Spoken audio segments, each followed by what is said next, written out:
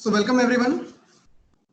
First of all मैं सभी से रिक्वेस्ट करूंगा कि वो अपने माइक्स को म्यूट कर लें because it echo, and I would request Satvik, also known as Supriya, to introduce our speaker to everyone. Satvik, over to you. Hello, am I audible? Yes. Yes, you are. Okay. सतरंग जी सलाम दोस्तों, मेरा नाम सुप्रिया शर्मा है और कुछ लोग मुझे सात्विक के नाम से भी जानते हैं और मैं एक ट्रांसमैन हूँ। आज मेरे लिए सम्मान की बात है कि मुझे अपने चाइल्डहुड हीरो को इस प्लेटफॉर्म पर इंट्रोड्यूस करने का मौका मिला है।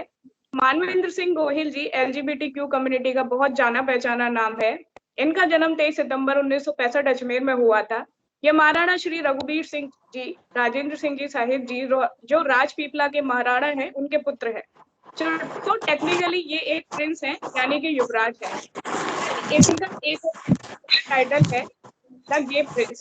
ये इंडिया और वर्ल्ड के पहले ओपनली गे प्रिंस हैं और इनको 3 बार ओफ्रा विनफ्रे के शो पर फीचर किया जा चुका है, जो किसी भी इंडियन को सबसे ज्यादा बार किया जा चुका है। और भी कई सारे शोज हैं जिनमें ये आए हैं, जैसे कि under cover princess by BBC, keeping up with Kardashians, Satyamev Jayate का अनसंग हीरोज। टेक्टोनियन सेक्शन 377 को हटाने के लिए इन्होंने पैन इंडिया कैंपेन चलाया था और एक बहुत लंबी लड़ाई लड़ी है। सन 2000 में मानवेंद्र जी ने द लक्ष्य ट्रस्ट की स्थापना की, जो HIV और एड्स के बारे में अवेयरनेस, एजुकेशन और प्रिवेंशन पर काम करता है। द लक्ष्य ट्रस्ट एक CBO यानी कम्युनिटी बेस्ड ऑर्गेनाइजेशन है, जो MSMs यानी man who have sex with man के लिए counselling services, treatment clinic for STIs, libraries और कॉन्डम यूज का प्रमोशन करता है। साथ ही साथ गे मैन की एम्प्लॉयमेंट अपॉर्चुनिटी भी प्रोवाइड करता है। जैसा मैंने पहले भी बोला, इनकी लगभग 20 सालों की एक लड़ाई की जर्नी है। राज परिवार में जन्मना और परिवार और संपत्ति समाज से बेदखल हो जाना, विवाह हो जाना और उसमें परेशान होना, इन्हीं सभी लड़ाइयों को लड़ते हुए आज हम मानवेंद्र जी की कहानी उन्हीं की जुबानी सुनेंगे। तो ओवर टू यू शुभोजीत, आप आगे ले जा सकते हैं।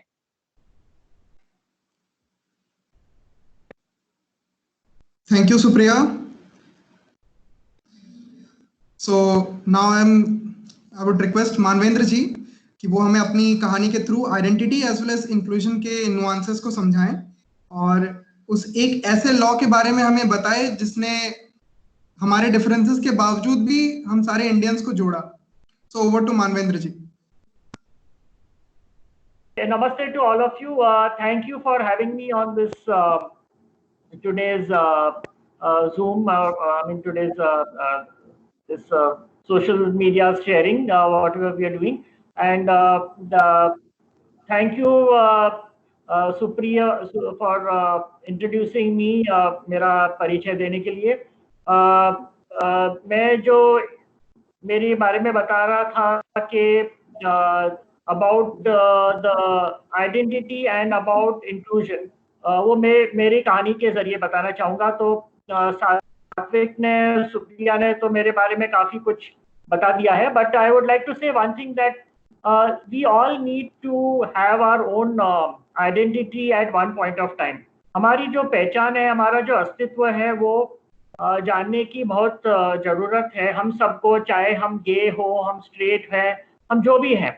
और ख़ास करके अगर LGBT की बात करूं तो हमें और भी ज़रूरत है कि हमें हमारी पहचान मिलनी चाहिए। मुझे मेरी पहचान जो है वो काफ़ी समय लगा उसको मिलने के लिए, क्योंकि मेरा जन्म एक राज परिवार में हुआ था और राज परिवार में कम्युनिकेशन गैप बहुत होता है। हम माँ बाप के साथ में डायरेक्टली बात नहीं कर सकते, बाहर की दुनिया के साथ में हमारा ज़्यादा कम्युनिकेशन नहीं होता है। तो इस कारण सर मुझे खुद को मालूम नहीं था कि मैं क्या हूँ।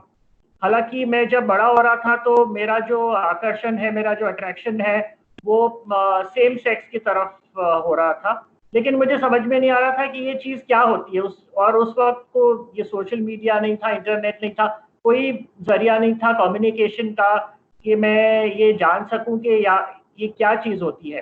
तो मैं ये सोचता रहा कि ये एक मतलब टेम्परेरी फेज होगा मेरे लाइफ में, और जैसे मैं बड़ा होऊंगा वैसे ये मतलब आई will be like other people. तो ऐसे करके मैं बात को टालता रहा, और फिर जब शादी करने की बात आई तो मेरी शादी भी एक प्रिंसेस से हुई है. I got married to a princess in 1991, और मैंने उस वक्त भी सोचा नहीं था कि मैं क्या हूँ, और उसी वजह से मेरी शादी हुई. और 92 में मेरा डिवोर्स भी हो गया, and it was very valid ground of divorce because it was non consummation of marriage. हमारे बीच में सेक्सुअल इंटरकोर्स भी नहीं हुआ था, और उस वजह से हमारा डिवोर्स भी बहुत जल्दी हो गया. उसके बाद मुझे ऐसा लगा कि I should find my identity. मुझे मेरी पहचान बनाने की जरूरत है कि ये मैरिड लाइफ मेरी क्यों खराब हुई. Why did this marriage be unsuccessful, कि why was it a failure. तो उसी खोज में मैं बाहर की दुनिया में मैंने प्रवेश किया. I try to look up, read books, read material, textiles, literature. और उस वक्त जब भी मैं सेक्सुअलिटी के बारे में जानने की कोशिश करता था, खास करके होमोसेक्सुअलिटी के बारे में, तो it used to give me messages. It is a sexual perversion, it is a deviation, it is immoral, it is unnatural. ये सब चीजें मालूम पड़ती थी.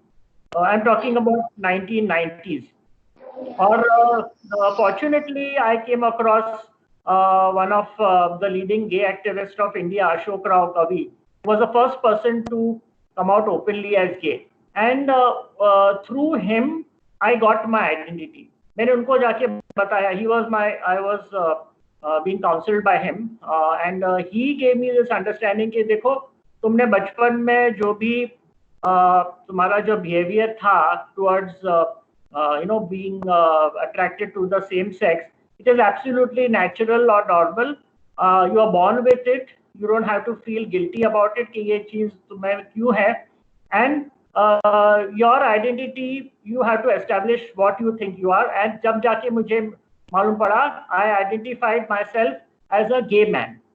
एक गे पुरुष, जो कि मैं एक पुरुष हूँ. मैं मेरे पुरुष के शरीर में खुश हूँ, और मुझे पुरुष की तरफ, दूसरे पुरुष की तरफ एक आकर्षण हो रहा है. और आकर्षण सिर्फ शारीरिक आकर्षण नहीं है. ये this is a total attraction. It is like how heterosexual couples have an attraction for the opposite sex. Similarly, homosexuals have attraction for the same sex. If it is a male to male, it is gay. It is a female to female, it is lesbian. Or it could be trans to a male also, trans to female, whatever is the case. So self acceptance वो एक बहुत जरूरी चीज है.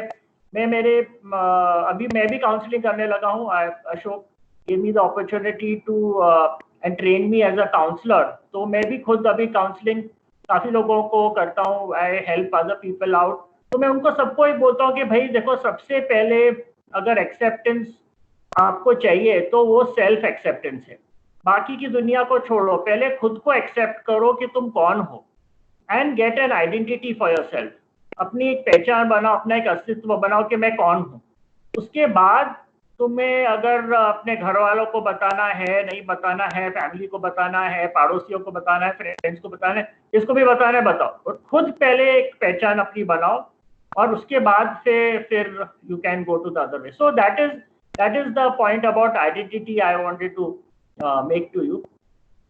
Inclusiveness की जहाँ पे सवाल आती है, तो my definition for inclusiveness is very simple.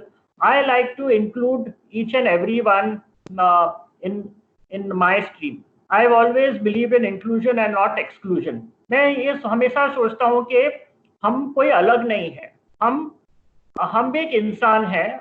हम अगर भारत की बात करो तो हम एक भारत के नागरिक हैं, जैसे कि दूसरे नागरिक हैं. हमें भी वैसे ही जीने का हक मिलना चाहिए जैसे ही अलग दूसरे लोगों को मिलता है. हम शारीरिक रूप से के मानसिक रूप से अलग तरह के इंसान या कोई ऐसे जीव नहीं है. तो why should we discriminate? और मैं जो भी काम करता हूँ उसमें मैं सबको मिलकर मैं काम करना चाहता हूँ. I take into account all the communities, not just sexual minority communities. मैं और भी लोगों को काम करता हूँ के साथ मैं काम करना चाहता हूँ, because I feel that the more we include the people, the more people will understand us. अगर हम दूसरे लोगों की तकलीफ समझेंगे तो वो लोग भी हमारी तकलीफ समझ सकेंगे, and we will help other people to understand us better.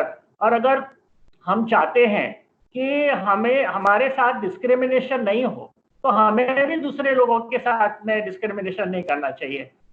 Everyone is equal to me. मैं हालांकि लोग को काफी हेजिटेशन होती है कई बार मेरे पास आने के लिए, because they think you are from a royal family, हम आपको कैसे हम आपके पास आएंगे. मैंने कहा नहीं, please don't treat me like I am different. मैं एक इंसान हूँ, मुझे इंसान की तरह से देखो, that's all. I like to be available, I like to be accessible to people so that I can help people out. So, and inclusion, हम जितना inclusion करेंगे हमारे जीवन में, that much we will help each other to mainstream our issues in society. देखिए बहुत जरूरी है कि ये acceptance आए समाज में कि हम कौन हैं, हम क्या हैं. अगर हम चाहते हैं कि mainstreaming हो, हमारे इश्यूज को लेकर मेन स्ट्रीमिंग अगर हो तो हमें ज्यादा से ज्यादा इंक्लूजन करना है. और एक्सक्लूजन तो मैं कभी भी नहीं चाहूंगा कि मैं कोई स्पेशल हूँ. I will never say that. मैं कभी भी नहीं चाहूंगा कि मुझे कोई स्पेशल हक मिलने चाहिए, मेरे को कुछ रिजर्वेशन मिलने चाहिए. नो, आई विल से कि मुझे आम आदमी की तरह देखो. Don't treat me differently, don't even discriminate me. मैं जो हूँ मैं हूँ, ये मेरी आइडेंटिटी है. मैं किसी का नुकसान नहीं चाहता हूँ. मैं ये this is natural to me, this is normal to me, इसलिए just treat me like anyone else. तो ये दो चीजें इंक्लूसिविटी की और आइडेंटिटी की मेरे लाइफ को लेकर है. आगे तो जैसे सुप्रिया राइट, सुप्रिया ने बताया अबाउट माय लाइफ. और सात्विक, I mean, I would like rather call you Satvik. Satvik has called me, has introduced me. Lot of things happened in my life. there बहुत सारे उतार चढ़ाव हुए हैं.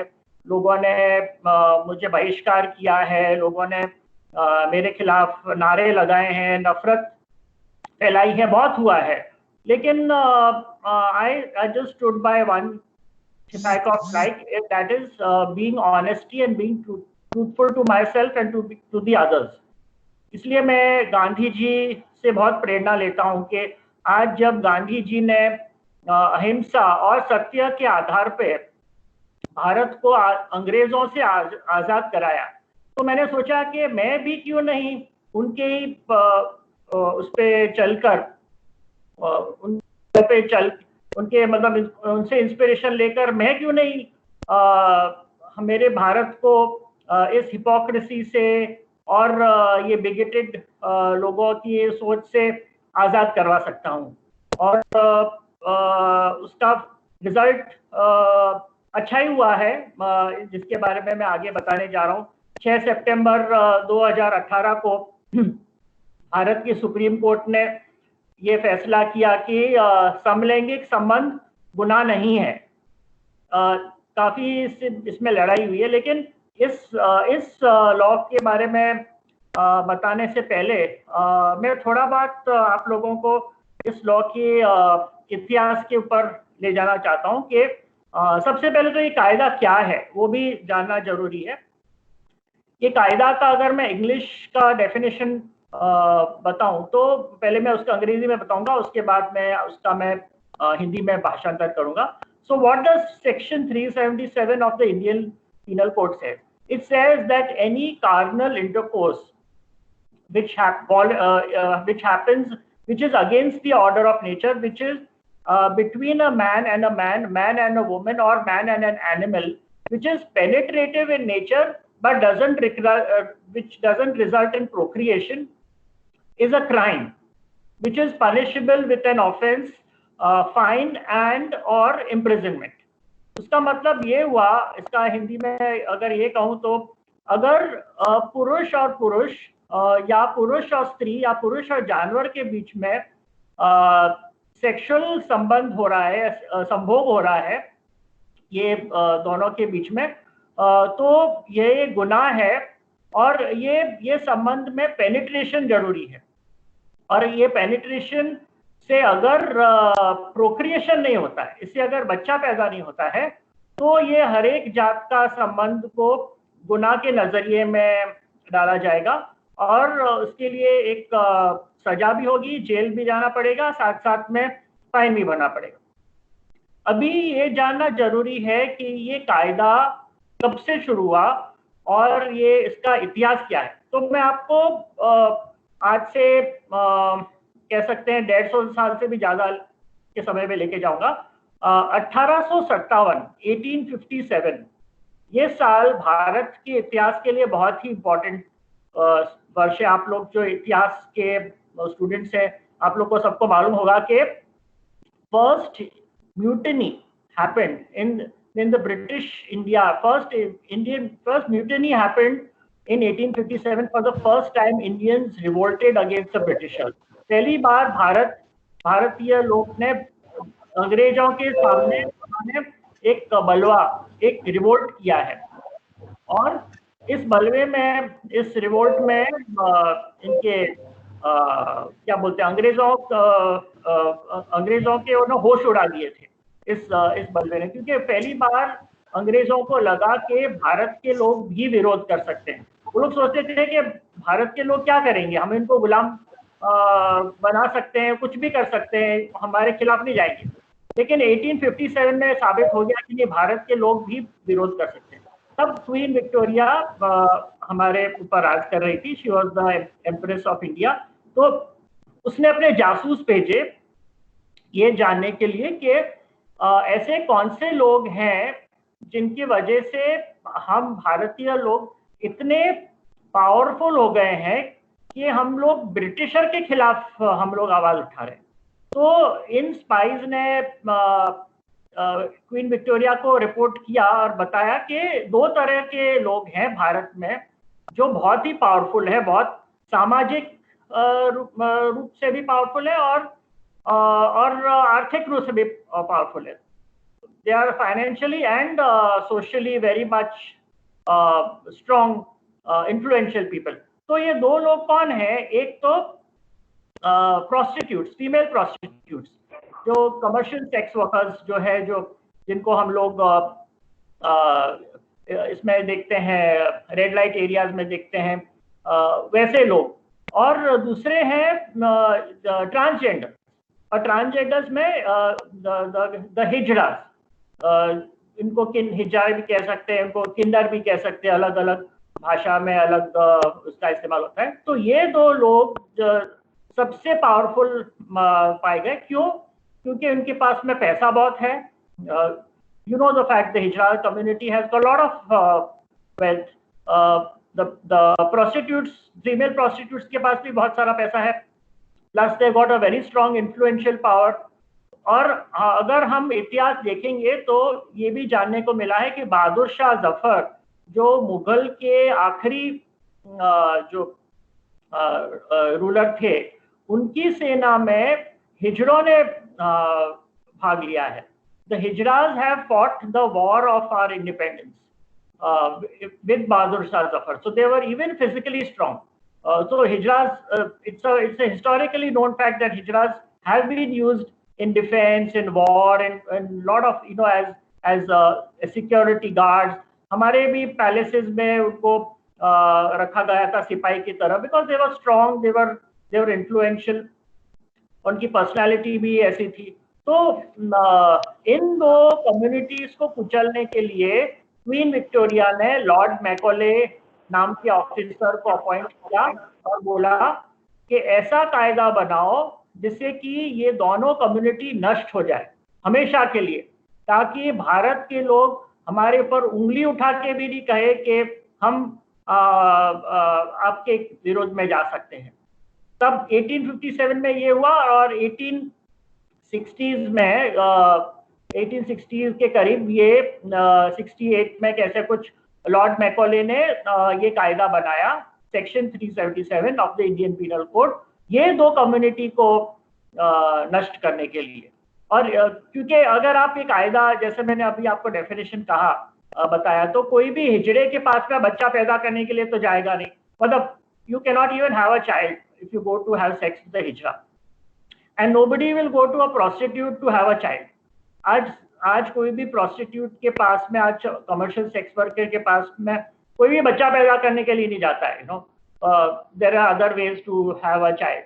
So the moment any sexual act which doesn't result in procreation comes into the picture, you're fine. It's a crime.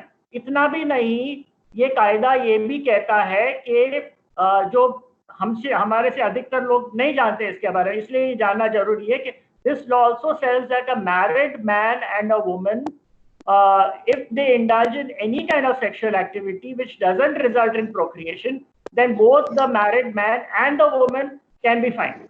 तो अभी आप देखिए, ये कायदा सिर्फ होमोसेक्सुअल के लिए नहीं बनाया, ये कायदा पूरे भारतवर्ष के लिए बनाया था कि जहाँ के अगर एक परिणित स्त्री और पुरुष अगर ऐसा कुछ भी सेक्सुअल एक्टिविटी, उसका मतलब क्वीन विक्टोरिया ने साफ बोला था कि अगर बच्चा पैदा करना है तो ही सेक्स करो, अगर बच्चा पैदा नहीं करना है और सेक्स करते हो तो यू आर अ क्रिमिनल, तुम उसके लिए जेल में जा सकते हो। ये सेक्शन 377 कहता था।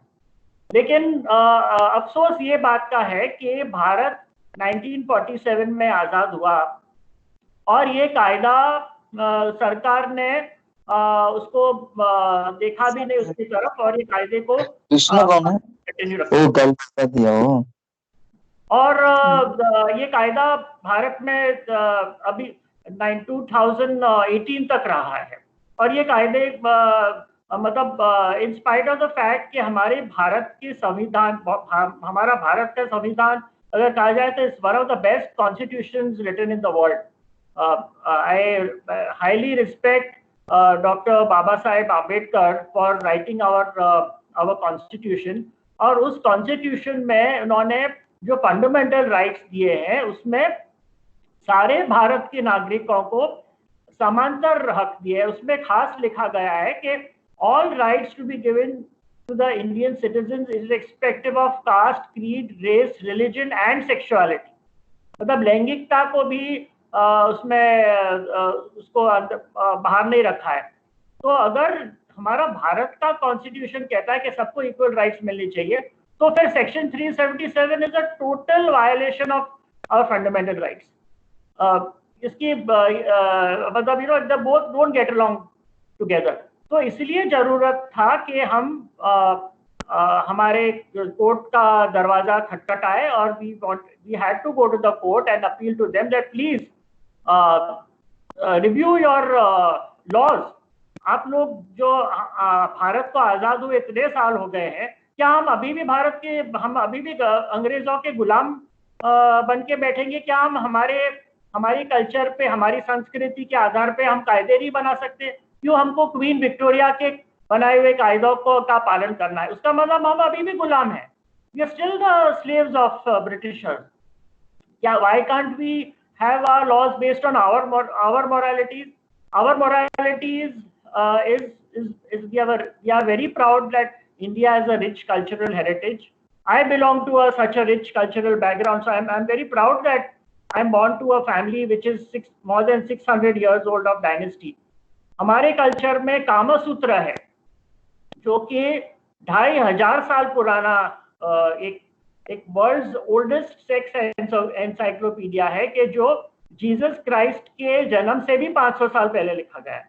हमारे देश में ऐसे मंदिर हैं जैसे कि खजुराहो बोलो, या गुजरात में भी कितने सारे ऐसे मंदिर है, भुवनेश्वर में कोणार्क मंदिर है, जहाँ पे खुले आम सेक्सुअल एक्टिव इरोटिका दर्शाई गई है, including homosexuality. homoerotic sculptures are openly depicted in centuries old temples। जो मुगल भी या मुस्लिम भी नहीं आए थे भारत में, उसके पहले ये मंदिर बने हुए हैं। तो ये कहाँ आया? ये कहाँ से आया सब? ये कोई बाहर का व्यक्ति नहीं लेके आया। जब लोग बोलते हैं कि homosexuality is a western influence, मैं कहता हूँ ये गलत बात है। We never imported homosexuality, we exported homosexuality। हमने हमारे यहाँ से कामसूत्र, और आप देखेंगे, मैं तो पूरी दुनिया घूम चुका हूँ, कामसूत्र हमारे देश से भी ज्यादा पूरी दुनिया में प्रचलित है। It's very popular in Europe, America, Australia में लोग पढ़ते हैं, and they enjoy, they are proud that this kind of a book was written by Indian। और हम हैं कि जो हमारे देश में है कामसूत्र होने के बावजूद, it is unfortunate that our country doesn't even believe in imparting sex education, basic sex education to the students। देखिए कितना जमीन आसमान का फर्क हो गया है हमारी संस्कृति में कुछ इन ब्रिटिशरों के आने की वजह से। तो हम हमारी संस्कृति को क्यों भूलते हैं? our culture is openly talking about sex, और होमोसेक्सुअलिटी के बारे में भी खुलेआम चर्चा होती थी, पहले होती थी। और यही वजह थी कि मुझे बाहर आकर और अपना अस्तित्व लोगों के सामने बताना पड़ा। I had to proclaim my identity in front of others because I wanted people to discuss about this subject। I wanted people to break taboos, लोग इसके ऊपर चर्चा करें, बात करें, भले ही उसका नेगेटिव परिणाम, I don't care, बट कुछ भी आज समाज में अगर हम बदलाव चाहते हैं तो we have to speak about it। हमको इसके ऊपर बोलना पड़ता है। हम अगर चुप हाथ पे हाथ बैठे रहेंगे और चुपचाप बैठे रहेंगे तो कुछ बदलाव नहीं आने वाला है। हमको सामाजिक मुद्दों के ऊपर बात करने की जरूरत है। और आज भी जो बात हो रही है, मुझे बहुत खुशी है कि लोगों को इसमें इंटरेस्ट है, और लोग मुझे खुशी होगी लोग अगर सवाल पूछेंगे और मैं इसका जवाब दूंगा, because I want people to know. जितना आप लोग ज्यादा इसके सब्जेक्ट के ऊपर बातचीत करेंगे, जानेंगे, इसके काफी लोगों को काफी गैर समझ है, गैर मान्यताएं हैं। There are lot of misconceptions people are having about homosexuality. It should be clear, तो ही तभी आप जाके लोग समझेंगे। देखिए आज सुप्रीम कोर्ट का जो केस है, वो हम लोग ये केस 18 साल लड़े हैं। It is not been an easy task. इसके भी बहुत उतार चढ़ाव हुए हैं। पहले तो ये केस को दाखिल भी करने से कोर्ट ने इनकार कर दिया, बोले कि आप लोगों के कोई केस ऐसा कोर्ट में दर्ज ही नहीं हुआ है, तो ये इस केस के ऊपर बात करने की क्या जरूरत है, ऐसे करके टाल दिया। फिर बहुत मुश्किल से ये केस दर्ज हुआ, और फिर दिल्ली हाई कोर्ट ने 2009 में ये केस हमारे फेवर में दिया। पहली बार ऐसा हुआ कि कोई कोर्ट ने हमारे फेवर में सेक्शन 377 को, देखिए हम सेक्शन 377 को नाबूद नहीं करना चाहते, हम इसको बदलाव लाना चाहते हैं। We want to amend this law. हम चाहते हैं कि सेक्शन 377 रहे, लेकिन इसमें बदलाव आए, क्योंकि हम बदलाव के बारे में जब मैं बोलूं तो दिल्ली हाई कोर्ट ने क्या बोला था कि any consenting adults who want to enter into a sexual intercourse, then they should not be coming under the purview of section 377। मतलब दो जो पार्टनर्स है वो एडल्ट्स हो और जो एक दूसरे की सम्मति से सेक्स करना चाहते हैं, तो वो सेक्शन 377 में नहीं आने चाहिए। और वही बात हम भी चाहते थे कि जो दिल्ली हाईकोर्ट ने किया, लेकिन हमारी खुशियां ज्यादा नहीं रही, क्योंकि भारत में अभी हिपोक्रेसी भी तो है। There are lot of people who are hypocrites in this country. तो कुछ क्योंकि मैंने जब सच्चाई की बात बताई ना, जो गांधी जी भी सत्य की तरफ थे और मैं भी सत्य की तरफ हूँ। सच्ची बात जब बोलते हैं ना तो लोगों को पसंद नहीं आती है, लोगों को हजम नहीं होती है, because sex is always truth is always considered to be bitter. People cannot digest it well। तो जब दिल्ली हाई कोर्ट ने जजमेंट दिया, it was one of the best argued case। Even the law minister who was there that time, Mr. Veerappan Moily, he also made a national statement, it was the best argued case in the history of India। लेकिन hypocrites didn't like it, ये क्यों कायदा क्यों आना चाहिए, तो वो लोग अपील में गए। और who are the hypocrites? The religious leaders। First time in the history of India all the religious leaders united। ऐसा कभी भी नहीं हुआ है।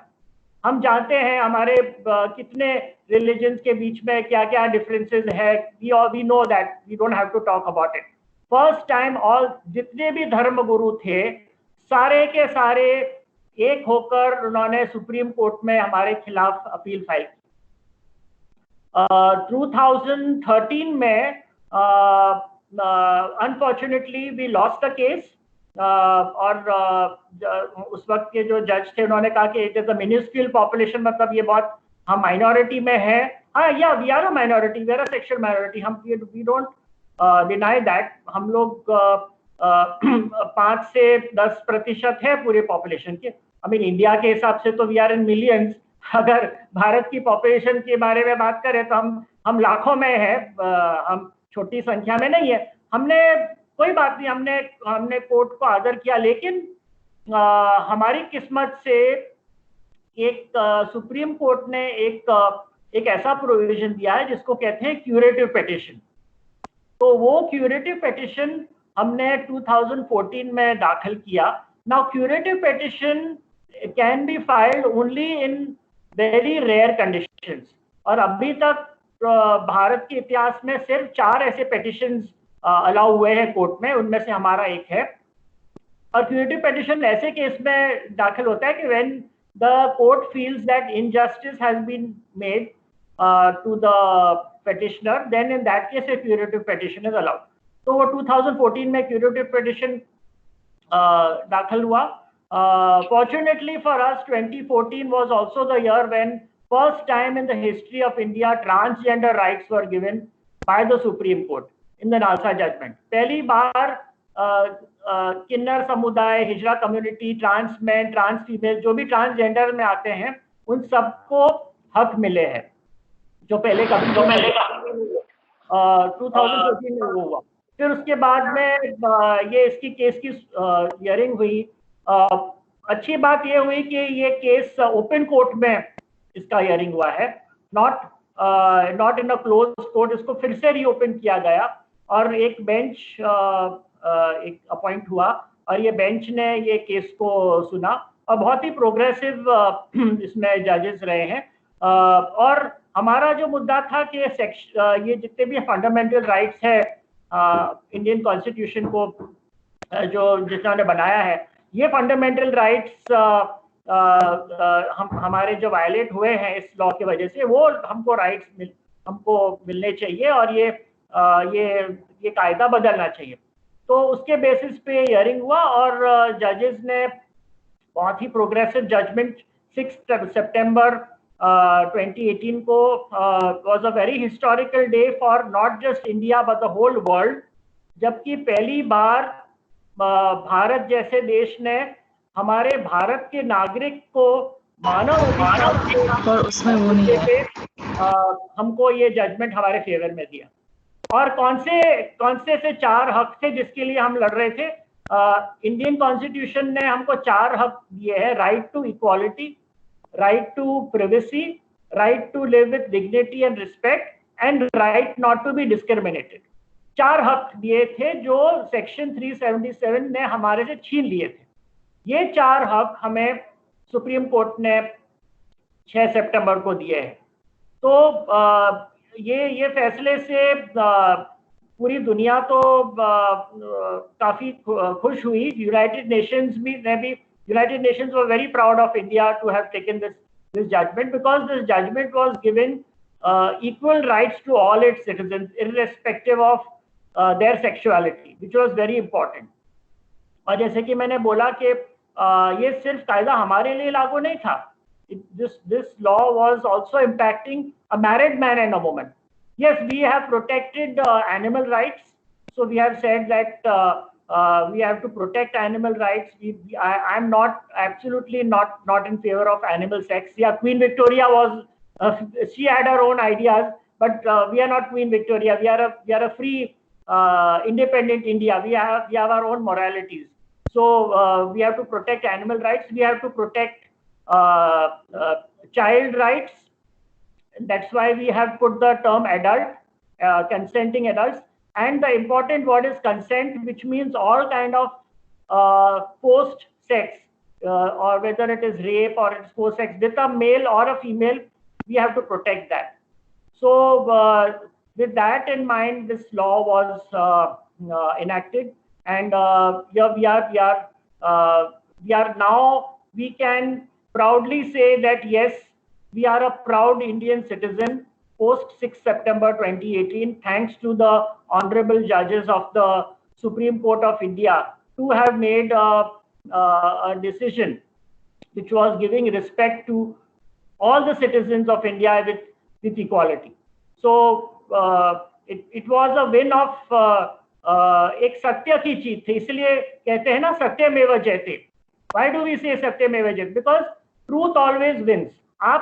हमने पूरे आपने देखा कि भारत के तमाम धर्मगुरु हमारे खिलाफ हो गए थे, एक भी धर्मगुरु इसमें जीत नहीं पाया, बिकॉज दैट इज हिपोक्रेसी. वो कहां से, आज कोर्ट को एविडेंस चाहिए, आप कहां से ये एविडेंस लेके आएंगे कि होमोसेक्सुअलिटी एक तरह का गुनाह है? ये no law, no religion of this world is going to say that we are criminals.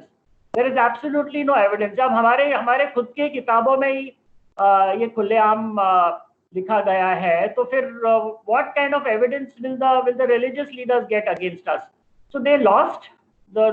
This Supreme Court also made it clear that this judgment is irreversible. It cannot be reversed. No court any court of India can reverse this law.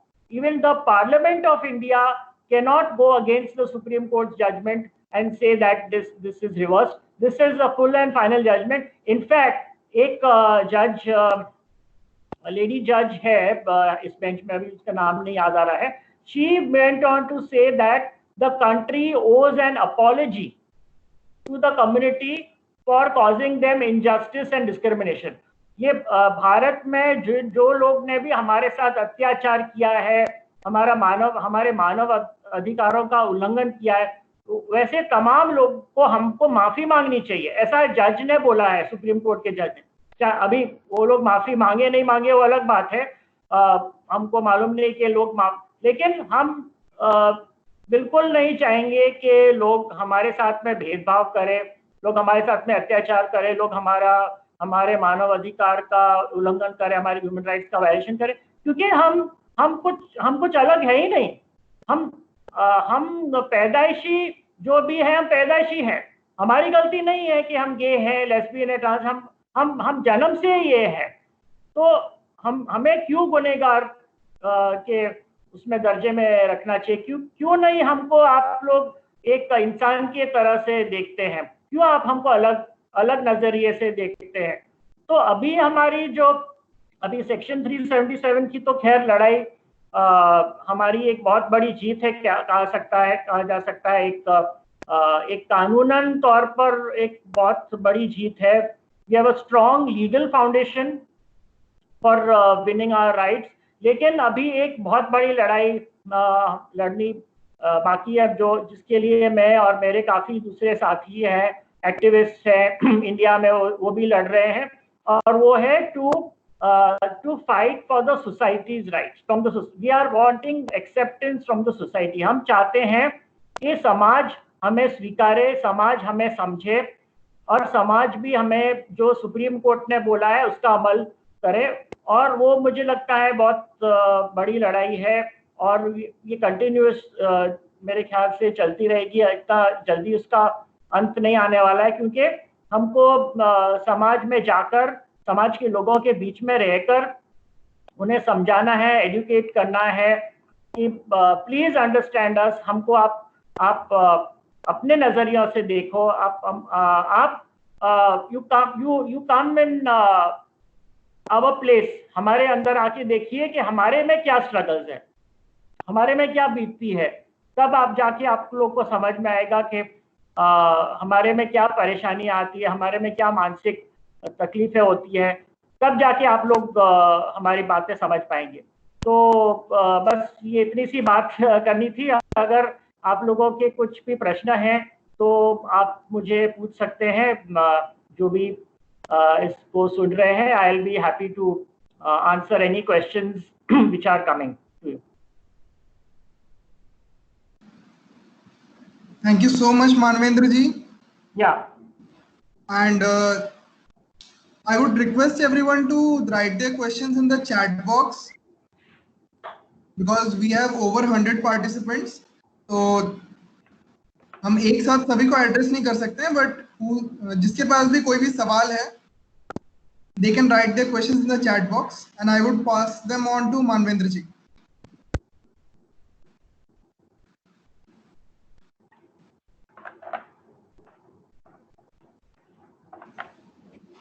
तो मानवेंद्र जी, जब तक सारे सवाल आ रहे हैं, हमारे पास पहले से ही कुछ सवाल हैं. हाँ. तो एक सवाल तो हमें बहुत पिंच किया था कि एक बच्चा अपने फैमिली के साथ इस बारे में बात करे तो कैसे करे. So, हाँ, ये हाँ मुझे याद है एक सवाल ऐसा आया था.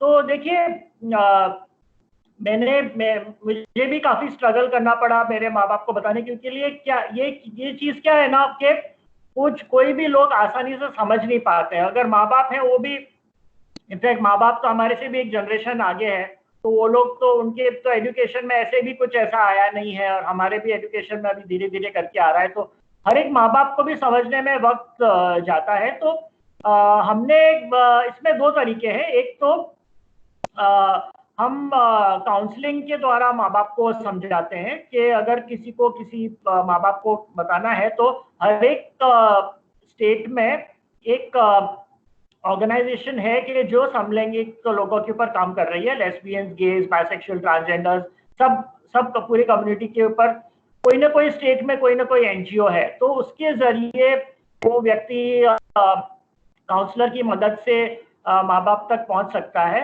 अगर वो खुद ये स्टेप नहीं लेना चाहे तो. If you wants to know the way out. दूसरा, एक भारत में बहुत अच्छी चीज हुई है कि एक ऑर्गेनाइजेशन की स्थापना हुई है जिसका नाम है Sweekar. We all know meaning of Sweekar is acceptance. ये ऑर्गेनाइजेशन पेरेंट्स ने बनाई है, and parents of all those children who are sexual minority, who are gay or lesbian or queer or trans, whatever they identify themselves, they are all parents who are proud parents. They are very proud of their children of being gay or trans or lesbian or queer, whatever. और ये organisation स्वीकार ने भी एक petition दाखिल किया था supreme court में, कहने के लिए कि हम चाहते हैं कि सेक्शन 377 का अमेंडमेंट हो, क्योंकि हम हमारे बच्चों से प्रेम करते हैं. We are proud of our children and we want to see them happy. इसलिए हम चाहते हैं कि सेक्शन 377 अमेंड हो. तो हम ये स्वीकार के जरिए उन पेरेंट्स तक पहुंचते हैं. If that person wants to take help of Sweekar, Sweekar is now moving to different parts of India. You can anyone who wants to know more about Swikar can just to go on the internet and you will get the list of the people who are involved. And there are very many celebrities also are there in Swikar. Many mothers and fathers are there who are of prominent yes, like we have mother of Harish Iyer, Padma Iyer, she is on Swikar. Then father of Sushant Digvikar is there. Then there are Chitra Palekar is there. So there are very known people are there, influential people are there. तो उनके जरिए आप स्वीकार के जरिए भी पहुंच सकते हैं. लेकिन एक बात जरूर याद रखनी है कि वी इंडियंस, अगर मैं भारत के लोगों की बात करूं, अगर इंडियंस की बात करूं, तो we are mentally conditioned to be attached to parents. और माँ बाप क्या करते हैं, मैं बहुत स्पष्ट बयानी रखती हूँ, मैं सच बात बोलने में झिझकता नहीं हूँ. Our Indian parents are nothing but a bunch of drama. तो हम हमारे इंडियन पेरेंट्स को अच्छे से जानते हैं. They are all drama. They take advantage of this mental conditioning which we have, this attachment, and they exploit us. They are exploiting our emotions. और फिर वो लोग हमको इमोशनली ब्लैकमेल करते हैं. दैट नहीं, अगर देखो तुम गे है हो, लेस्बियन हो, ठीक है, हम इसके बारे में ज्यादा समझते नहीं है, ठीक है, जो भी हो, लेकिन शादी तो तुमको हमारे कहने से करनी पड़ेगी. अगर गे हो तो तुमको लड़की से शादी करनी पड़ेगी, लेस्बियन हो तो तुमको लड़के से शादी करनी पड़ेगी. और अगर तुम शादी नहीं करोगे तो मैं कुएं में कूद जाऊंगी. You know, that is the kind of. मेरे पास में आते हैं ऐसे, I am doing lot of counselling. मेरे पास में ऐसे कई किस्से आते हैं कि माँ बाप कुएं में कूदने को तैयार है. They are willing to kill themselves, but they will say no, तुमको शादी तो हम जिससे कहें वैसे उनसे करनी पड़ेगी. and most of us we are very attached to parents. हम लोग पेरेंट्स की बात को टाल नहीं सकते. अरे भाई मेरे माँ बाप ने मुझे पढ़ाया लिखाया, अभी जो मैं भी हूँ मैं उनकी बदौलत हूँ, मैं उनको कैसे उनकी बात कैसे मना कर सकता हूँ. So we also get very easily succumb to marriage pressures when it comes from parents, and then they get married. और फिर जब शादी होती है तब मालूम पड़ता है कि भाई it is not going to run for a long time. कोई attraction ही नहीं है. How can you create that attraction? तो फिर again they come back to us. हम कहते हैं कि भाई हमने तो पहले से कहा था कि हमारी बात मानो, लेकिन अभी तुमने शादी कर ली है तो अभी you have to face the consequences. फिर divorce पे बात आती है, वो होती है, and then there's no use because you're spoiling so many lives. You're spoiling the life of the girl, you're spoiling the life of you, you're spoiling life of your parents. उसके parents क्या फायदा हुआ ऐसी शादी से? But so that there are other alternates, but you have to be firm. You have to not get succumb to marriage pressures, not get succumb to the emotional blackmailing of parents, and try to be firm and try to get out of the situation.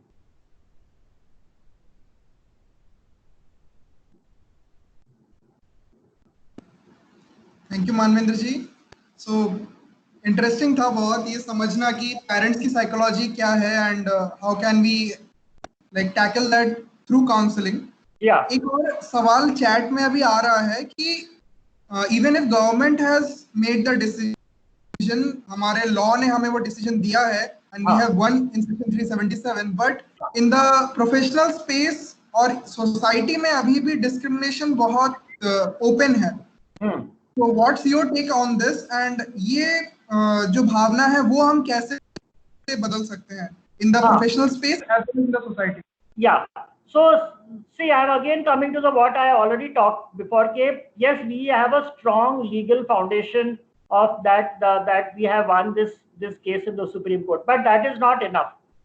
Our bigger battle is how to change the mindset of the society. So इसमें दो तरीके हैं. We have to constantly educate, create awareness, spread awareness. जैसे कि अभी हो रहा है, this is creating awareness, this is spreading the right education, and it has to be done at all levels. So corporate level में भी I agree to what this person has said, that there is discrimination happening at workplace also. So at workplace also we are trying to penetrate into the HR, human resources development, and trying to have diversity and inclusion on those issues. We are trying to have the corporates to agree to not to discriminate with the community, and so that is going on. Yeah, and definitely the person has the choice to knock the doors of the court. Whosoever is facing the discrimination, if he or she or it or they want to challenge that discrimination, then they definitely can go to the court, and court will have to give an judgment in your favor, because the Supreme Court is very clear that no Indian can be discriminated on the basis of one's sexuality. That's very clear in the Supreme Court judgment. So and we have one cases, मेरे पास भी cases आते हैं where people have faced discrimination, and those people have been willing to go to the court, and we have gone to the court and we have won. In fact, we got one person, his boss had to give a letter of apology that he was not given promotion just because he is gay. So the boss had to give an apology that letter that he made a mistake, and that person was given equal rights, he was given promotion. Yes, but you have to go to the court, you have to fight it out, because it is your human right. It is your human right not to be discriminated at anywhere.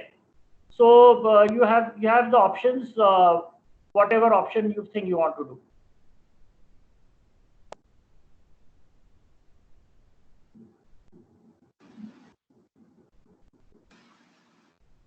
Hello. Yeah. So discussion में आगे बढ़ने के लिए यहाँ पे दो और topics पे लोग जानना चाहते हैं सब कोई, कि जैसे बाइसेक्सुअलिटी है एंड एसेक्सुअलिटी है, तो इस पर अगर आप थोड़ा अपने विचार शेयर करें. See, I will talk more about bisexuality, because when you say you're bisexual, then you could be either a bisexual male or you could be a bisexual female.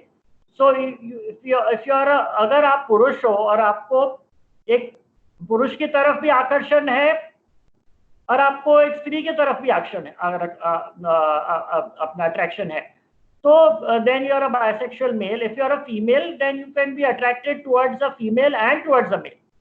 So both the categories you're bisexual. Because क्या होता है ना कि एक बहुत समझने जैसी बात है कि and especially I've seen this fact when I'm counseling a lot of especially the Indians, lot of us want to, जब मैं शुरुआत में आइडेंटिटी की बात कर रहा था कि we should create one identity for ourselves, what we are, हमारा अस्तित्व क्या है, तो हम लोग काफी लोग बाइसेक्सुअलिटी हम लोग अपने आप को we are gay but we will identify ourselves as bisexual just for a convenience sake, एक समाज में बताने के लिए कि भाई हम लोग we are more towards being heterosexual.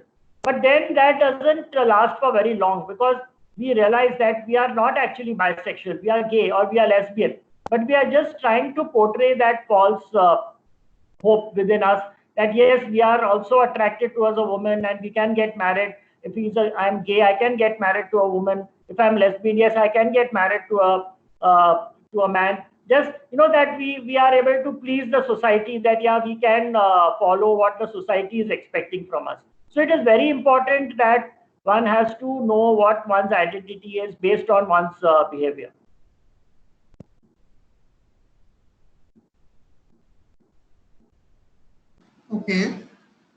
Okay, so एक और सवाल इसमें था कि जैसे हम सेक्सुअलिटी की बात कर रहे हैं, so is talking about sex important and to what limit हमें उस पे बात करना जरूरी है and किस इंटेंशन के साथ, so anything on that?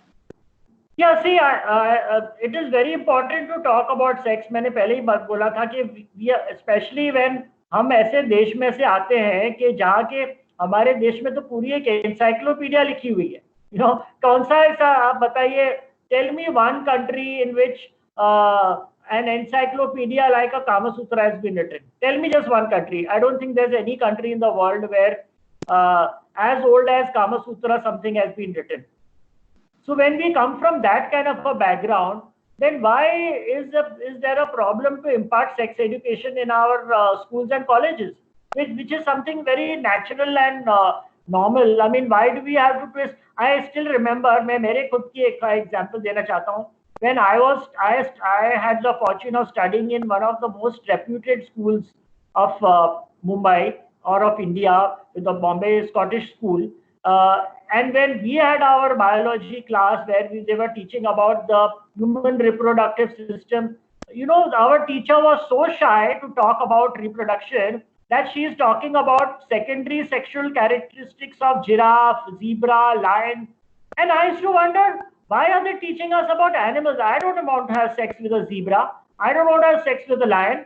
मुझे क्यों जरूरत है ये सब चीज सिखाने? But imagine हमारे teachers की भी कितना they are so shy, there's so much of taboo about sex कि स्कूल में पढ़ाते नहीं है और घर पे माँ बाप इसके बारे में बताते नहीं है, and then we end up getting all the wrong information.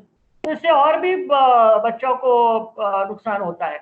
So why not give the right education at the right age? I can give you examples. We have a very progressive school in Delhi, which is called the Tagore International School. I'm so impressed by that school administration, and if there are schools like that in India, so where the students are the trainers, the students are being hired by other schools to come and talk about sex education in the other schools.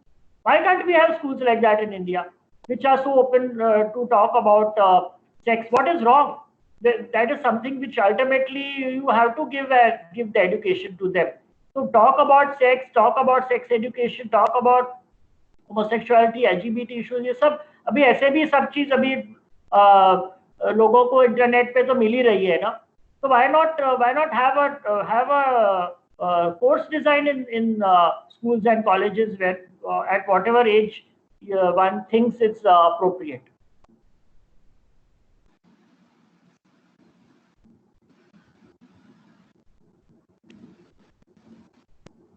Hello.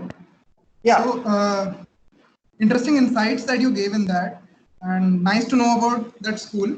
So, एक 2011 में जब census किया गया था, तो उस पे एक रिसर्च स्टडी बताती है कि 66% ट्रांसजेंडर पॉपुलेशन रूरल एरियाज में रहते हैं. एंड अभी एक क्वेश्चन भी आया है, and you also come from a rural area because the district is an aspirational district. So आपको क्या लगता है, जैसे अर्बन एरियाज में तो लोग बाहर आना शुरू हुए हैं, people are accepting the identities, but what about the rural setting? See, I think whether it is you're coming from an urban area, rural area, that should not matter. There are people I know in the rural areas of India are also coming out and talking about their sexuality, and also it is not there. I don't think there's any distinction should be made between urban and rural. Yeah, facility wise, maybe urban areas have better facilities than rural areas, but as far as reaching out is concerned and all, but there are a lot of people. In fact, Lakshya was born in a rural area. Lakshya Trust, जो मेरा foundation है, आज से 20 साल पहले उसका जन्म राजपीपला में हुआ था. And when we started all our work from a small town, Rajpipla, where we even identified people from the community, and we started working here, and that's how we grew, and we reached to the big cities like Baroda, Surat, Rajkot and all. So I don't see any harm why in rural areas work cannot be done. And now a lot of NGOs, as I was telling you, in fact, there is a network now of NGOs, CBOs, which are working exclusively on the LGBT community in India. उसका ये network का नाम है INFOSEM. I used to be on the governing board of this network. The full form is India Network for Sexual Minorities, INFOSEM. If you Google about this, you will know which are the organizations working in which part of India, and there are a lot of them working even in rural parts, and they are helping the community to connect, to come together, and to work. So I think there's a lot of work which can be done even in the rural areas. It's just that you need to have that initiative for it.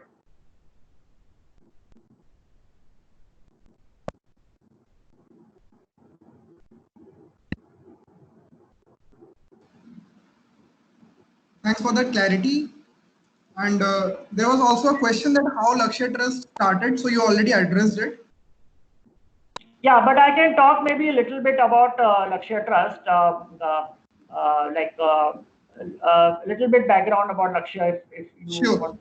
Yeah, so Lakshya, basically we started 20 years ago in the year 2000 to give a platform for the community to come together. We primarily were focusing on gay men, bisexual men, transgenders, hijras, this population.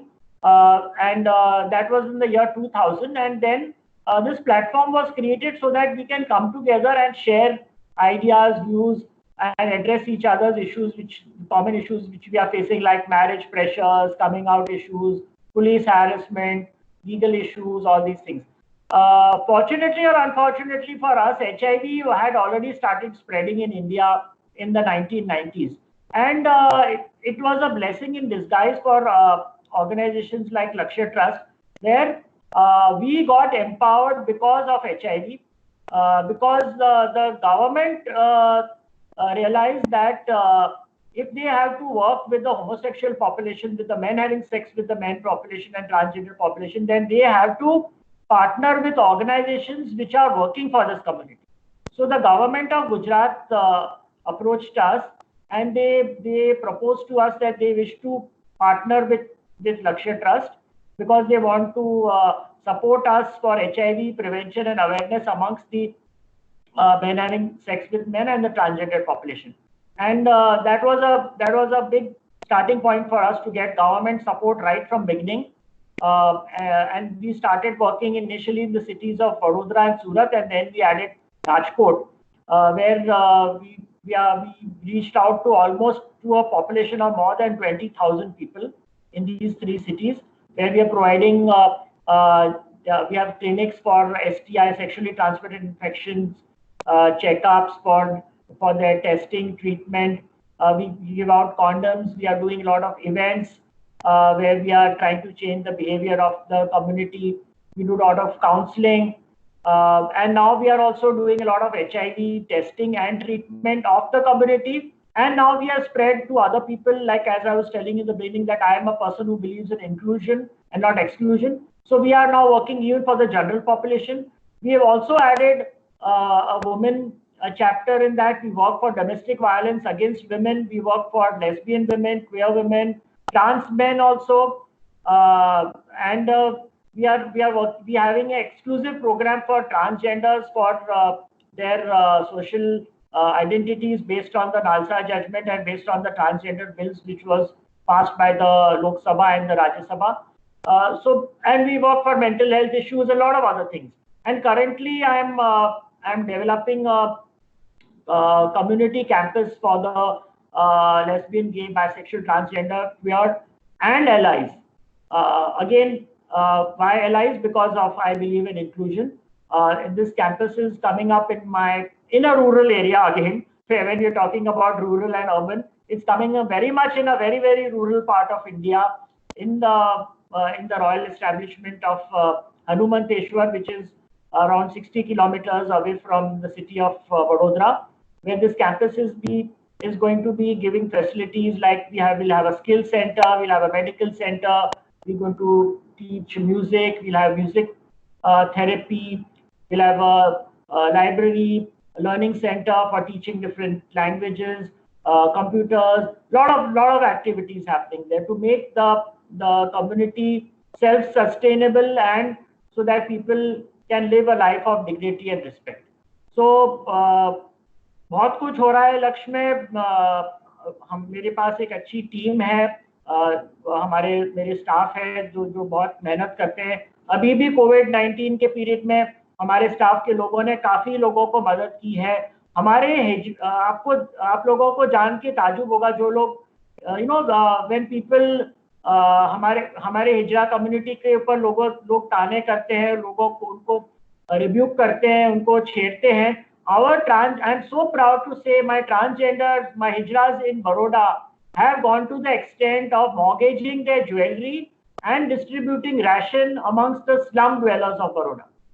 ये हमारे हिजरे लोगों ने किया है. मुझे बहुत गर्व है उनके ऊपर कि उन्होंने ये काम किया है कि उन्होंने दूसरे लोगों के लिए, गरीब लोगों को मदद की है ये पैंडेमिक के इस टाइम में.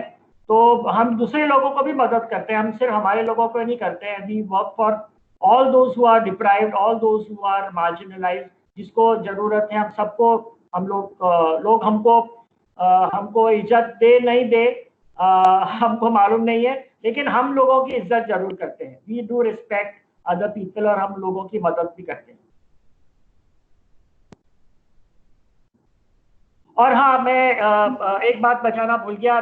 George Burke, right, I hope I am right, I am saying it properly. George Burke foundation भी बहुत अच्छा काम कर रही है और मैं चाहूँगा कि आप लोग उनके फाउंडेशन के बारे में जानिए और उनको भी मदद कीजिए ताकि वो दूसरे लोगों को मदद कर सके. और इसमें उनके भी फंडिंग में आप लोग please try to help them.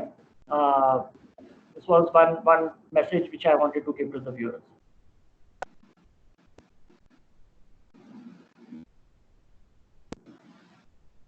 So I would just cut in for a minute. जैसा कि मानवीर जी ने बताया कि यहाँ पे एक फाउंडेशन है जो राजपीपला एंड हमारा जो एस्पिरेशनल डिस्ट्रिक्ट है यहीं पे पिछले 800 दिनों से फ्री फूड प्रोवाइड कर रहा है, वो भी घर में बनाया हुआ खाना. And we have been with them and we have seen like we are talking about inclusion and वहाँ पे ऐसे लोग हैं जिनके अपने बच्चों ने उनको छोड़ दिया है. And so this event was a idea कि हम उनको सपोर्ट कर पाए. And it was to bring people who want to do something for the society, as well as there is an event where you can say it is a knowledge for food. So we would love agar aap khul ke aage aake support karna chaheं, and we will share the link at the end. So let's continue with Manvendra ji. And Manvendra जी ने भी बहुत एक interesting बात बताई कि लक्ष्य trust भी inclusion में से बिलीव नहीं करता, बट उनका डिजाइन ही इंक्लूजन को सपोर्ट करता है. And going forward,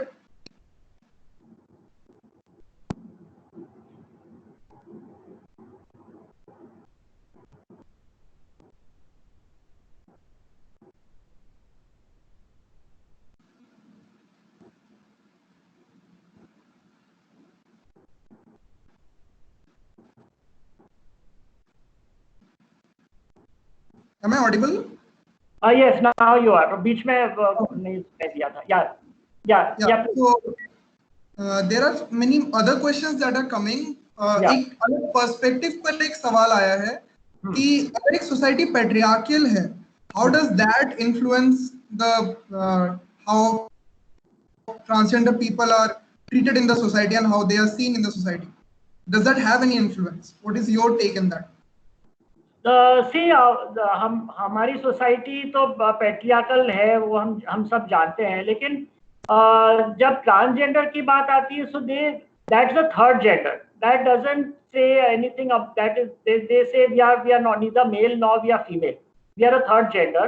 and this is a very very old, अगर हम खास करके अगर इंडियन ट्रांसजेंडर सिस्टम के ऊपर जाते हैं, transgender of course is a bigger umbrella. If I am not wrong, if this question is specific for the hijras, then I would say that the hijra cult has been in India for a long time. It's not something new. हमारे तो महाभारत में, रामायण, उसमें भी सब में हिजरास के बारे में इसका उल्लेख है. So I think it is very clear that we have to follow what is our culture, is what was there in our हमारी जो संस्कृति में क्या है, उसके ऊपर हमको जाना चाहिए. और हम दुर्भाग्य से हमारी संस्कृति भूल रहे हैं. We are forgetting our past, we are forgetting our culture. So we have to bring that back. और हमको देखना है कि उस समय में ये लोग क्या भूमिका करते थे, व्हाट वाज देयर रोल. जैसे कि अगर मैं हिजरा की अगर दूसरी बात करूं, तो हम देखेंगे, हम उनको अगर कोई बच्चा पैदा होता है या अगर किसी की शादी होती है, तो हम उनको ब्लेस करने के लिए बुलाते हैं. और हम ही वही लोग हैं जो उनको ब्लेस करने के लिए बुलाते भी हैं और अब उनको गालियां भी देते हैं. So, India is like a kind of a paradox country where we do lot of contradictions within our own society and with our community. So we have to understand that this community has been existing. This community, there was a reason behind this. Why they were called to bless. So ये सब जानना जरूरी. We have to educate ourselves about this culture, about this cult. तब जाके we will come to an proper understanding.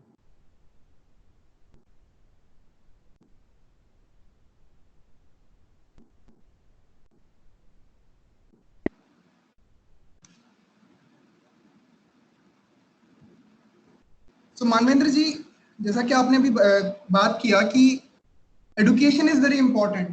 Yeah. And education at all levels is very important. सिर्फ बच्चे को ही नहीं, but उनके parents को, the people in the corporate sector, everyone in the society needs to be educated on this.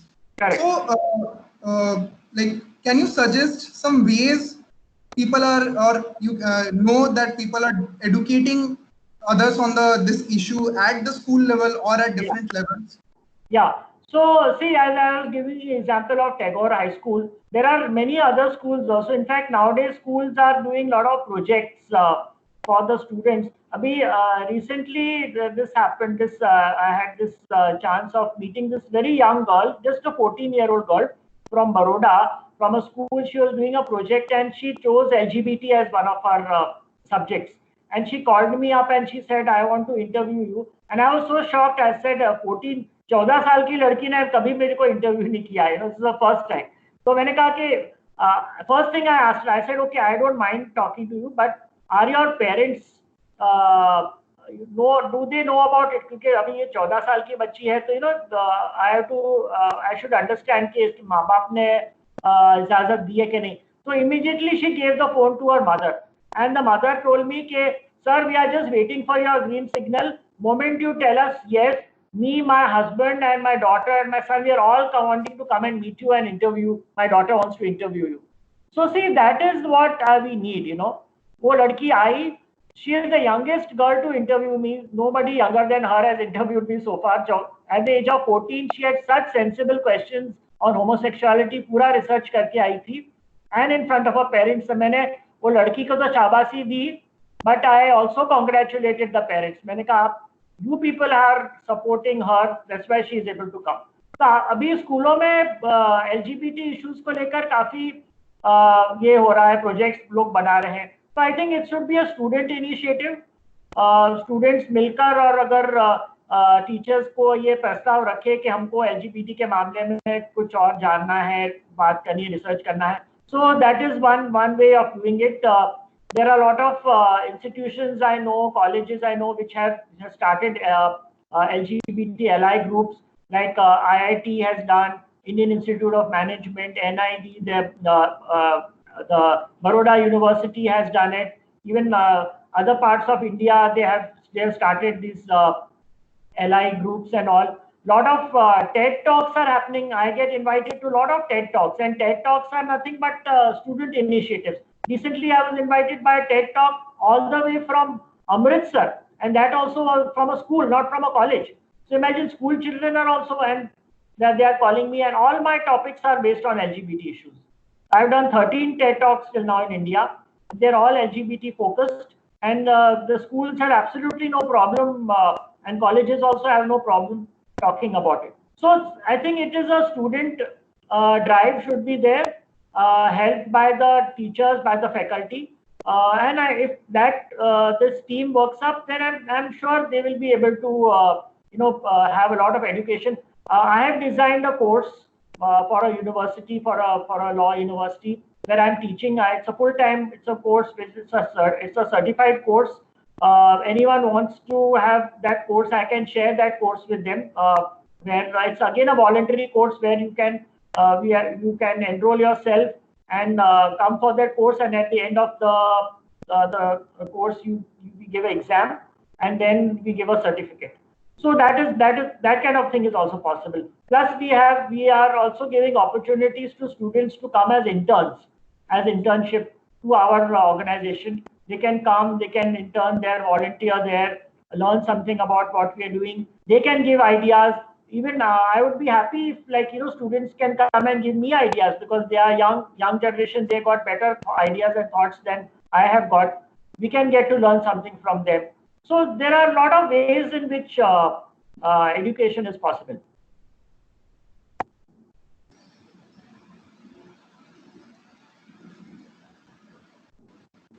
It's great to know that, Manvendra ji.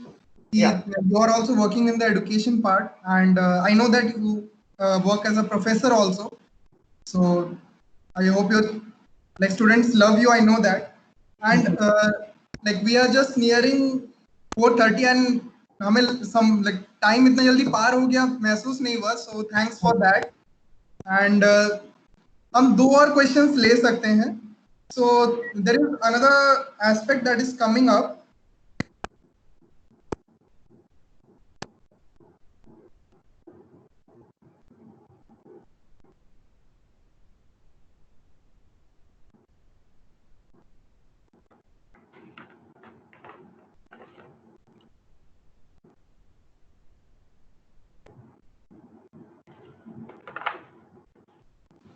Hello, am I audible?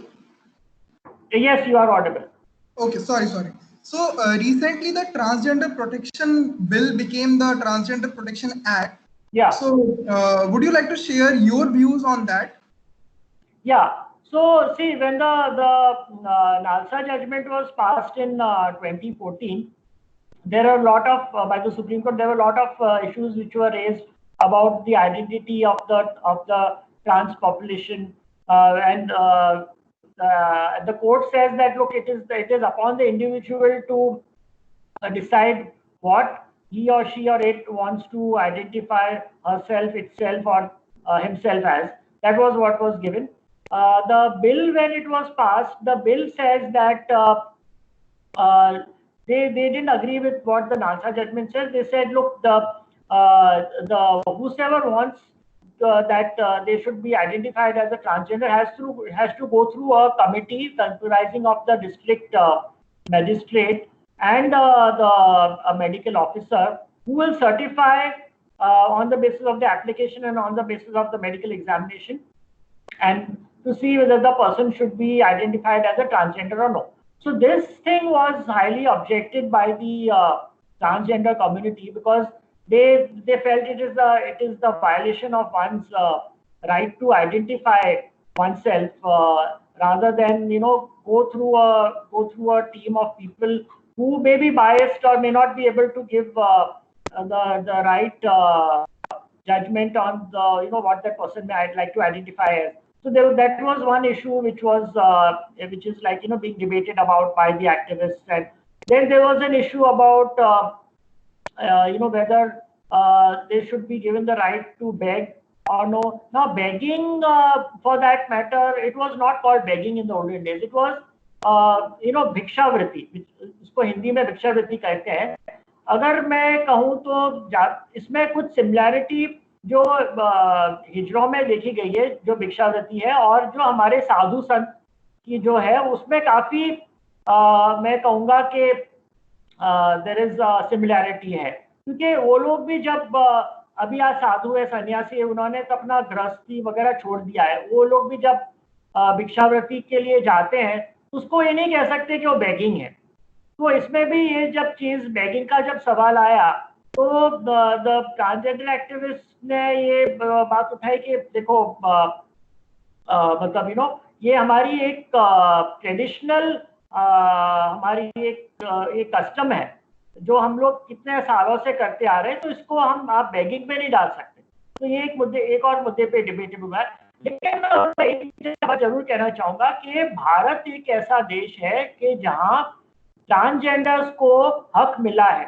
अगर मैं भारत की तुलना अमेरिका से करूंगा तो मैं कहूंगा भारत कई दर्जे अमेरिका से अच्छा है कि उन्होंने ट्रांसजेंडर को एक अस्तित्व दिया है, एक हक दिया है जो अमेरिका में भी नहीं है. मैं अमेरिका में मैं जा चुका हूं कई बार, और मैंने देखा है कि ट्रांसजेंडर्स के साथ में बहुत अत्याचार होता है, उनके साथ में बहुत अन्याय होता है, उनके मानव अधिकारों का बहुत उल्लंघन होता है. हमारे देश में ये बात नहीं है. और बहुत अच्छी चीज ये हुई है कि काफी स्टेट्स ने ट्रांसजेंडर वेलफेयर बोर्ड का की रचना की है. इवन गुजरात स्टेट ने भी ये ट्रांसजेंडर वेलफेयर बोर्ड की रचना की है. हम लोग ministry of social justice and empowerment के साथ में मिलकर काम कर रहे हैं. मेरी संस्था लक्ष्य ट्रस्ट भी इसमें साथ में जुड़ी हुई है. We are trying to form this board.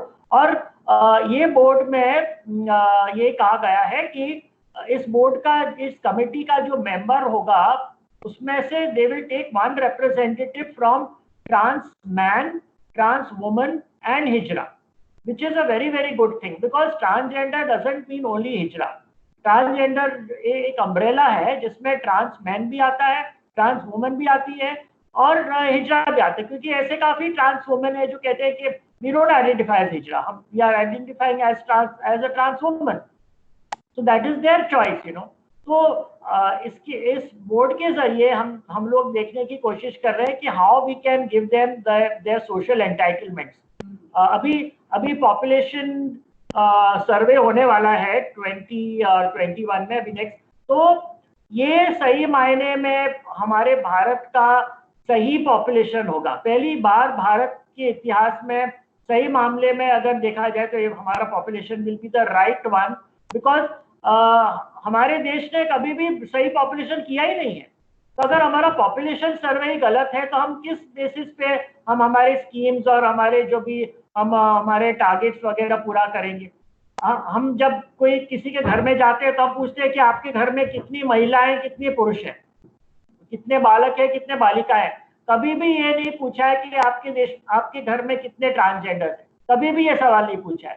पहली बार ये होने जा रहा है हमारे देश में. इसके लिए मुझे तो बहुत गर्व है कि हमारे देश में ऐसे कायदे बने हैं, ऐसे हक दिए. काफी चीजों पे अभी तक हमको लड़ना बाकी है, लेकिन हमारी सरकार ने जरूर से हमारे देश को अमेरिका जैसे देशों से तो कहीं ज्यादा हक हमारे ट्रांसजेंडर्स को मिला है. इतना मैं जरूर कहना चाहूंगा.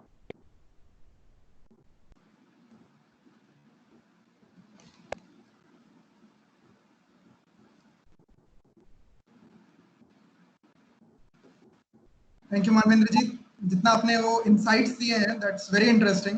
एंड एक और चीज जो हमने अपने रजिस्ट्रेशन जब हमने किया था सभी का, उसमें एक हमने सर्वे किया था, तो उसमें एक सवाल ये था कि क्या लोगों को पता है कि WHO ने ट्रांसजेंडर होने को एक मेंटल हेल्थ कंडीशन से सेक्सुअल हेल्थ कंडीशन में ट्रांजिशन किया है recently. So the answer was in 2018 ये हुआ है, बट स्टिल हम ये फाइट लड़ रहे हैं कि it is considered a sexual health condition. तो आपका क्या से है उसमें कि क्या ये एक सेक्सुअल हेल्थ कंडीशन है, गिवन कि आप खुद उस कम्युनिटी से बिलोंग करते हैं? देखिए, एक बहुत अच्छी बात ये हुई थी कि जब हम सुप्रीम कोर्ट का केस लड़ रहे थे तो अमेरिकन साइकेट्रिक एसोसिएशन ने तो had ruled that the LGBT community homosexuality is not a mental illness, and which includes all the sexual minorities way back in 1978. Indian psychiatric association ने भी एक पेटिशन दाखिल की सुप्रीम कोर्ट में और कहा था कि section 377 should be amended because homosexuality is not a mental illness.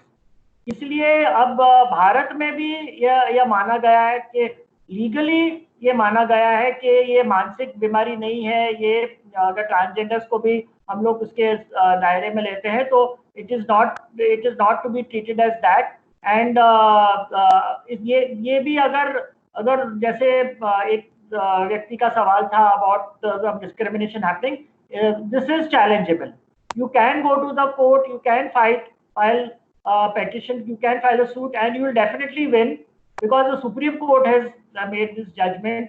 और इसकी आजाद पे nobody can discriminate you on the basis of your sexuality.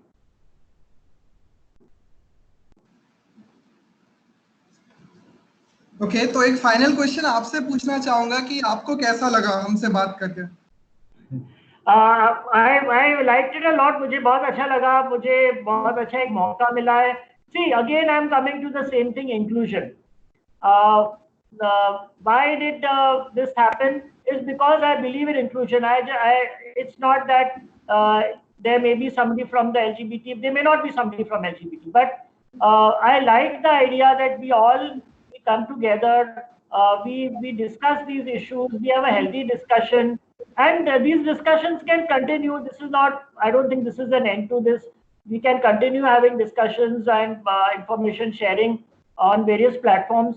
और मैं चाहूंगा कि जो भी दर्शक आज मुझे सुन रहे हैं वो जुड़े रहे मेरे साथ में।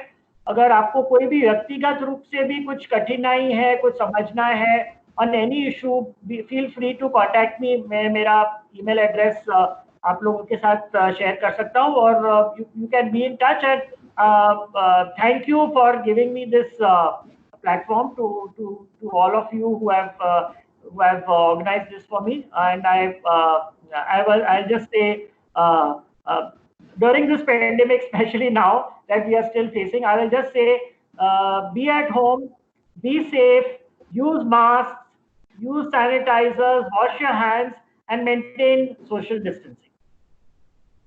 Thank you Manvendra ji. So अभी आपसे तो जाना, अभी हम अपने ऑडियंस से भी सुनते हैं कि उनको कैसा लगा। So I would be sharing my screen with the audience. या तो ये एक फन क्वेश्चन है क्योंकि हमने शुरू आइडेंटिटी से किया था। So let's have a recheck and let's reflect कि हमारे मन में आइडेंटिटी का क्या मीनिंग है। So if people can just type fast.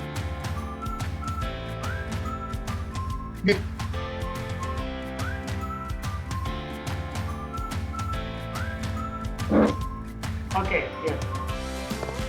Manvendra ji, can you see the responses? Yeah.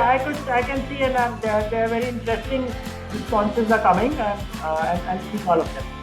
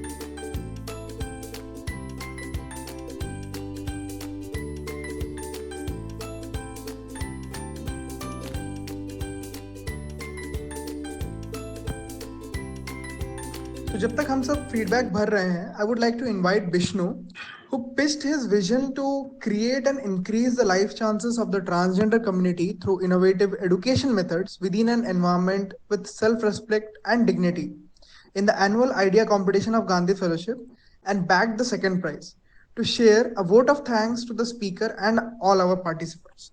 So Vishnu, over to you. So पहले तो मैं यहाँ पे जितने भी हमारे जो मतलब पार्टिसिपेंट्स है सबको मैं धन्यवाद देना चाहूँगा। और पहला धन्यवाद मानवेंद्र जी को देना चाहूँगा, और शुभजीत जो हमको मतलब इतना अच्छा सेशन उपलब्ध कराने के लिए हम उनका आभारी रहेंगे। और उस सेशन को आगे बढ़ाते हुए हमारी जो सात्विक जी है उनको भी मैं धन्यवाद देना चाहूँगा। सो एक्चुअली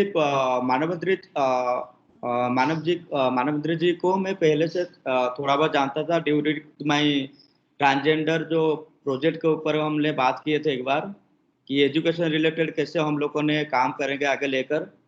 और मैंने केबीटीएन पे भी मैंने अपने जो प्रोजेक्ट था ट्रांसजेंडर के ऊपर लेकर मैंने उसको पिच किया था, और वहाँ पे मतलब सारे लोग के सपोर्ट में मैंने सेकंड स्थान में आया था।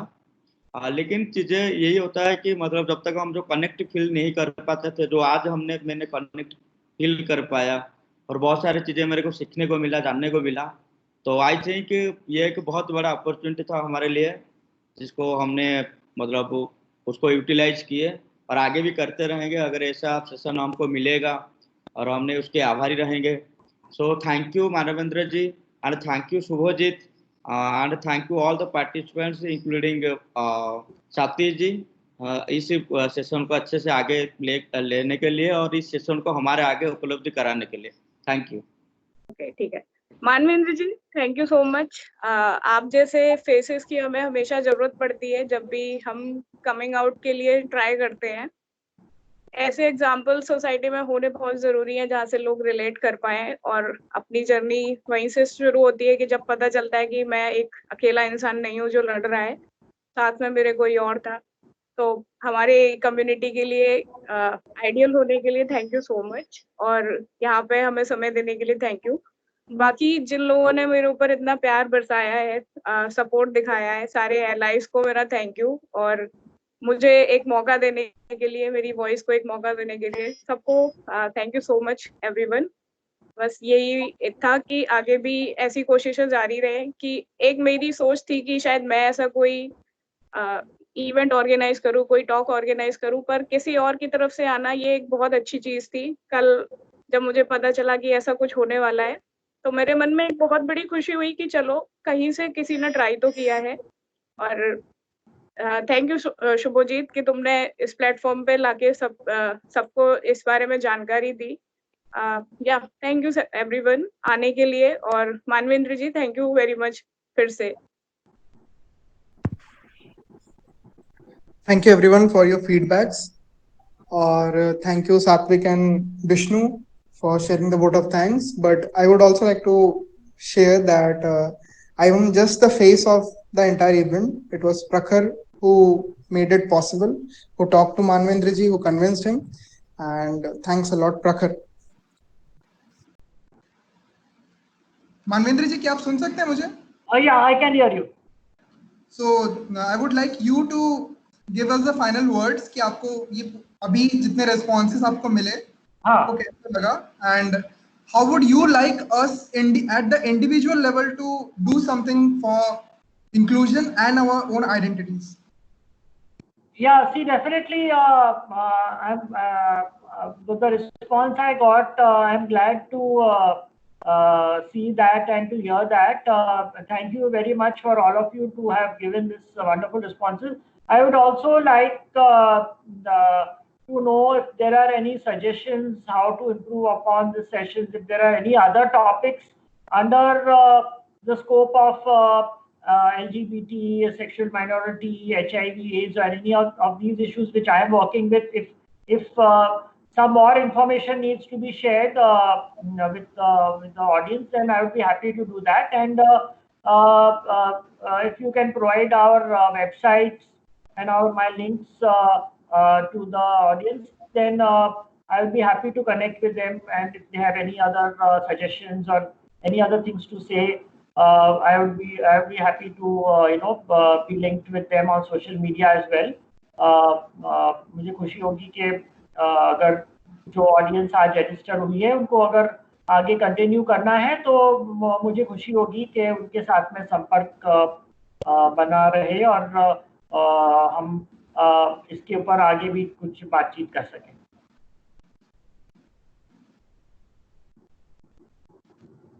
Great, thank you Manvendra ji. Yeah. So with this we conclude the session. Thank you everyone, and we can log out for now, but we will be sending you all the details in the emails. आज जो भी हमने बात किया and all the websites and links जो हमने यहाँ share किया, you would be finding everything in your emails. Thank you everyone.